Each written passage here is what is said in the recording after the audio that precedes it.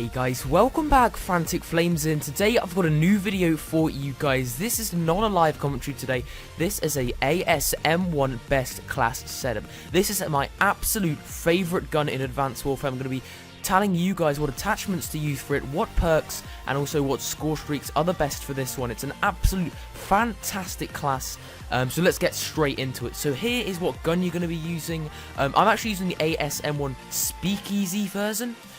It's the elite version, but you guys can just use the default one if you don't have this one unlocked. I would definitely recommend this one as it's got a built-in extended mags, but feel free just to use the standard one if you don't have this version unlocked. So moving on to the attachments that you want to use. Of course, I've got extended mag locked because I'm using this version, but you guys don't have to use that if you don't want to. I would recommend it because then it pushes the mag up to 67 rounds per mag. We'll be going over why that's a good thing in a minute.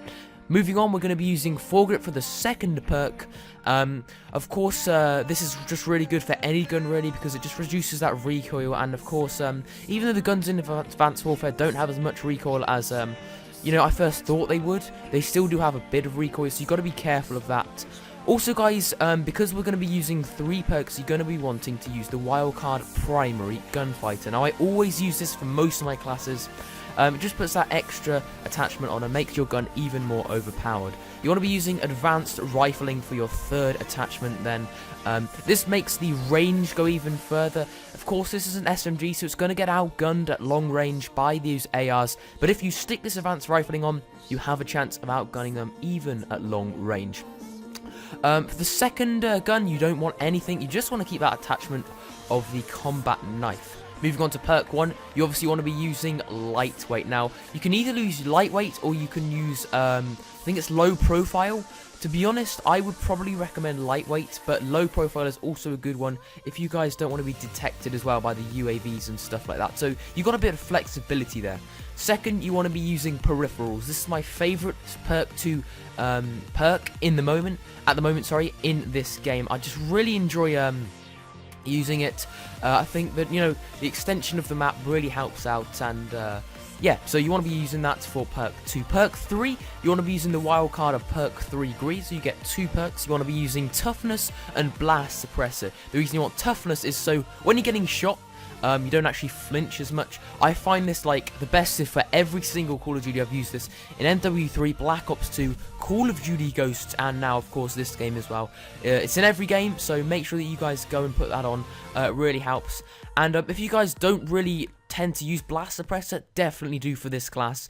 If you don't know what it means, if you don't know what it does, then pretty much what it does is when you boost or when you use your exo abilities on the map, you actually give out a radar, a red radar for the enemy team. Putting this perk on suppresses it, so basically they can't see you moving around as much. And because this game you use a lot of exo movements, you sort of want to put this on so you can just be a bit that more stealthy. For exo ability, I've actually used exo cloak, but if you guys are just using the standard ASM1, then you guys will not be able to put this one on because there'll be too many class spots that won't be available. But if you do have the elite version of the ASM1 unlocked, then you want to be using exo cloak.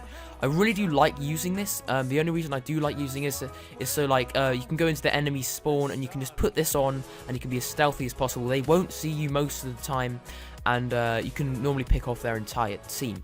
Moving on to the score streaks now, we've got the UAV, of course, for the first score streak.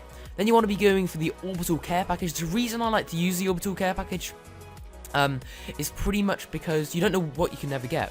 You don't have to use these score streaks, guys. These are just a guidance for what you want to use. But I do like the orbital care package because you can get the highest score streak in the game, which is the Paladin, or Paladin, however you want to say it.